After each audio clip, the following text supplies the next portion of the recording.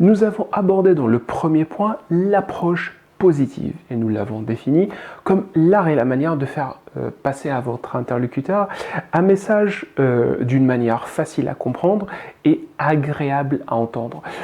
Nous avons vu que cela se traduisait par des propos toujours positifs ou à minima neutres afin d'orienter la négociation vers un dialogue construit, fertile et calme. Dans le second point, nous sommes penchés sur l'effet psychologique d'une première proposition sur la suite du déroulement de la négociation. Nous avons constaté, entre autres, qu'une proposition mise sur la table de négociation en premier lieu avait un pouvoir d'ancrage non négligeable, dont il fallait se servir pour défendre vos intérêts et savoir vous en protéger.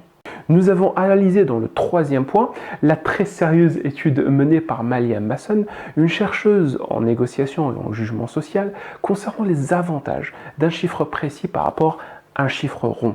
Nous avons vu, selon les résultats de la chercheuse en question, qu'un chiffre précis augmentait les chances de réussite car il pouvait souligner ou donner l'impression d'un certain raisonnement construit par opposition à un chiffre rond qui traduisait généralement une certaine forme de marchandage. Dans le quatrième point, nous avons parlé de l'ordre de présentation des arguments lors d'une négociation.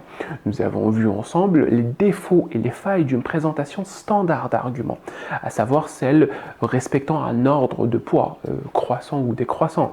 Et pour finir, nous avons conclu que la meilleure façon de présenter les arguments était de proposer vos 2 ou 3 arguments les plus forts et de garder les autres en réserve. Dans le cinquième point, nous avons constaté que la meilleure approche face à une argumentation de la part adverse ou de votre interlocuteur était de garder le silence le plus longtemps possible, afin d'encourager votre interlocuteur à parler davantage et augmenter vos chances qu'il ajoute un argument bancal pour meubler par exemple, un argument que vous pourriez démonter plus aisément. Le sixième et le dernier point que nous avons abordé concernait les bienfaits d'une pause stratégique sur le déroulement de la négociation.